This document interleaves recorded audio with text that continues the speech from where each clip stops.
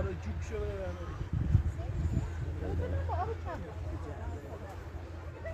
نمیخوای یه دونه حل کنی تو چهار تا خیلی دارش کنم